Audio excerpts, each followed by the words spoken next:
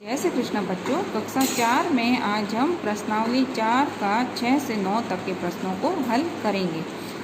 1 से 5 तक के प्रश्न हमने पिछली वीडियो में हल कर लिए हैं। तो आज हमारा प्रश्न है छठा प्रश्न क्या है, आइए देखते हैं। एक दुकानदार के पास कुल 987 कॉपियाँ थी। क्या थी? कुल 987 कॉपियाँ थी। उनमें से उसने 998 कॉपियाँ बेच दी। क्या किया कि 987 कॉपियाँ कुल थी उसके पास में, दुकानदार के पास में। उसको उन 987 कॉपियों में से दुकानदार ने 798 कॉपियाँ बेच दी। तो बताओ अब उसके पास कितनी कॉपियाँ शेष रही। या शेष आ रहा है, कुल नहीं आ रहा है ना। अगर कुल आया होता, कुल बताना होता तो हम 987 और 798 को जोड़ कर देते।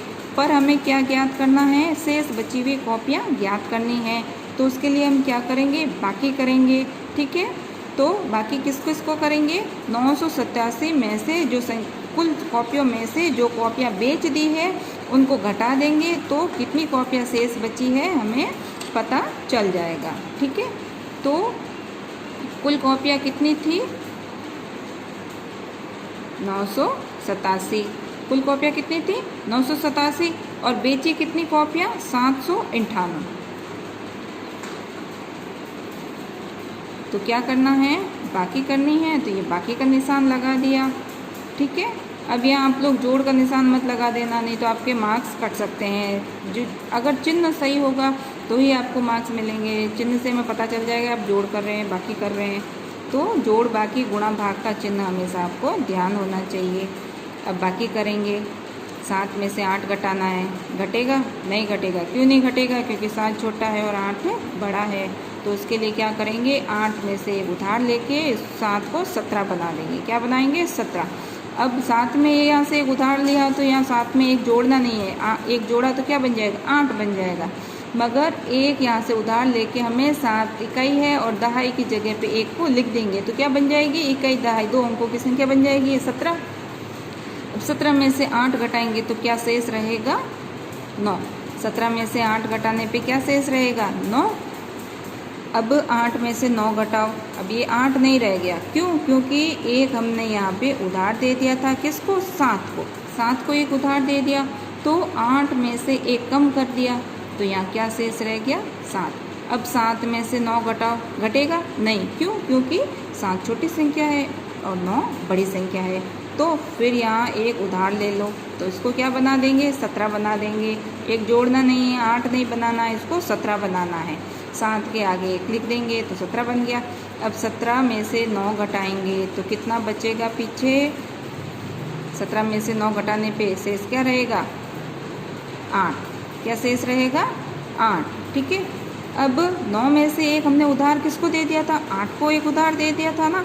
तो 9 में से एक कम हो गया, तो यहाँ संख्या क्या शेष रह गई? 8। अब 8 में से 7 को घटाएंगे तो क्या शेष रह जाएगा? 1। ठीक है, तो हमें क्या संख्या प्राप्त हुई? 189। क्या संख्या प्राप्त हुई हमें? 189। तो दुकानदार के पास कुल कॉपियाँ कितनी थी? 987। और उसमें से उसने बेची कितनी? 798, है ना। तो कॉपियाँ शेष कितनी रही? अब प्रश्न क्या था हमारा कि उसके पास अब कुल कितनी कॉपियाँ शेष रही? तो 189 कॉपियाँ उसके पास में शेष बची। ठीक है, ये हो गया हमारा छठा प्रश्न। अब आइए 7वां प्रश्न देखते हैं कि क्या कह रहा है 7वां प्रश्न।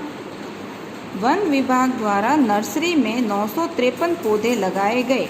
कितने पौधे लगाए गए? 953 पौधे लगाए गए, जिसमें से 427 नीम के और 238 आंवले के एवं शेष पौधे आम के पौधे लगाए। तो बताओ नर्सरी में कुल आम के कितने पौधे लगाए गए हैं।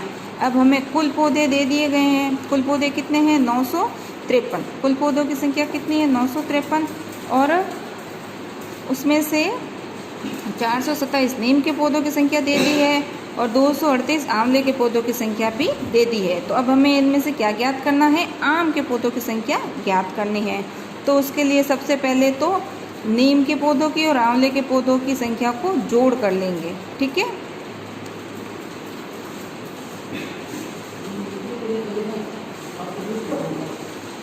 नीम के पौधे कितने हैं? 427। आंवले के पौधे कितने हैं? 238। तो इन दोनों को क्या करेंगे? जोड़ कर देंगे।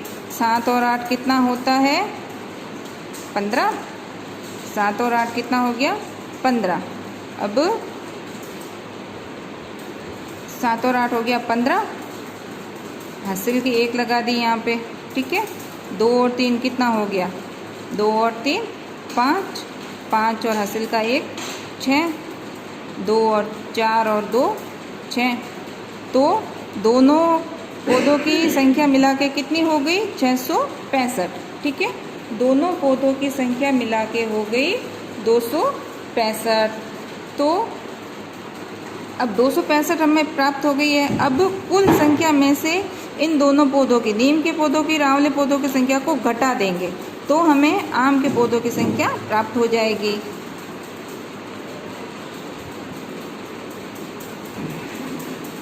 नर्सरी में कुल पौधे कितने हैं? 953।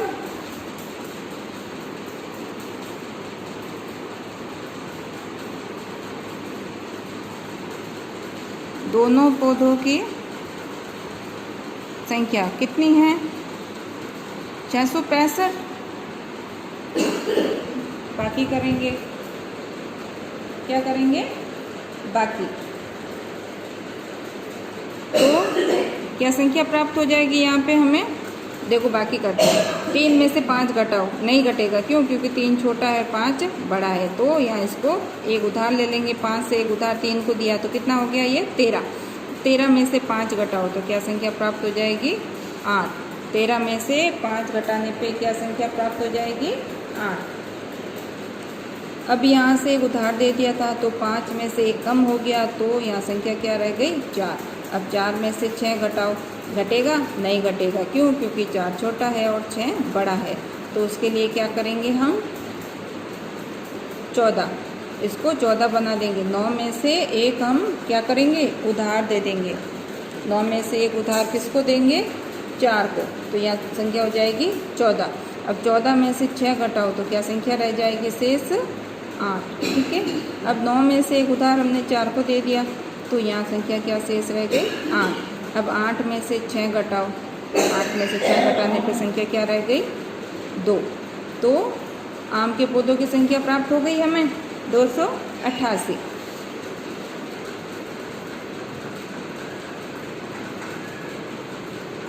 आम के